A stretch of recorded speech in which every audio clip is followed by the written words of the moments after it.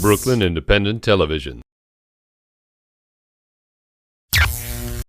2013 marks the 50th anniversary of the historic March on Washington, where Dr. Martin Luther King Jr. delivered his famous "I Have a Dream" speech on the steps of the Lincoln Memorial. In this Black History Month at the Brooklyn Academy of Music, a couple of local artists reflect on African American history and Dr. King's vision through a multimedia exhibit, March On, Freedom Ride. When Martin Luther King came with that vision of a dream, he was a believer of seeing the future through his dream and making it happen. But in any kind of religion and tradition belief, you can see the dreams taking a big part of your transformation. You think about the history of America and the history of civil rights and the march. I mean, a lot of the dreams, the dreams that were proposed in the past have some come to, reality for some people not. I mean, it's a constant struggle. As a curator, I'm always interested in exploring an area that I consider contemporary urban history.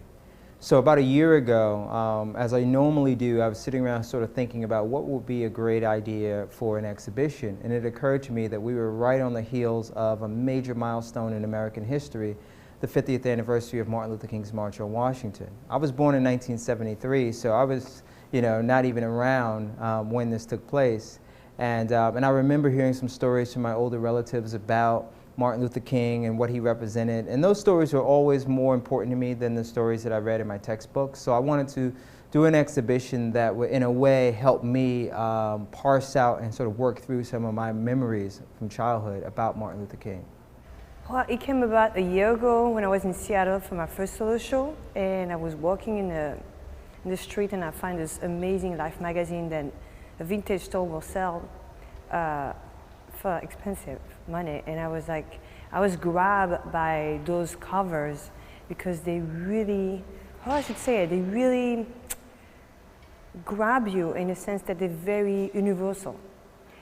And every topic can be used in this century.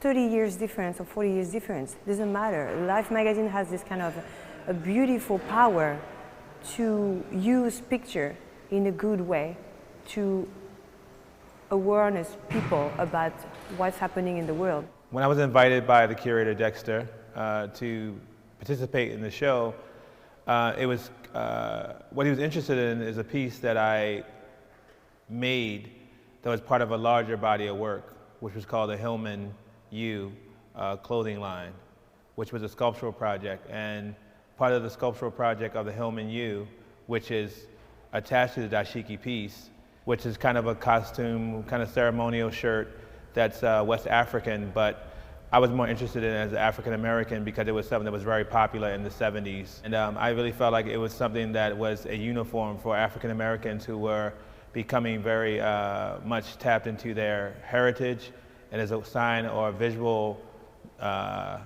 like banner or protest, they wore these dashikis as a way of talking about their heritage and their relationship to their heritage. In the past, it was more about just art that I liked, and now more recently, it's about art that tells a story that's important to me and hopefully important to other people. Like Egypt is a good topic for bringing this kind of topic in a Martin Luther King month and in this Afro-American history.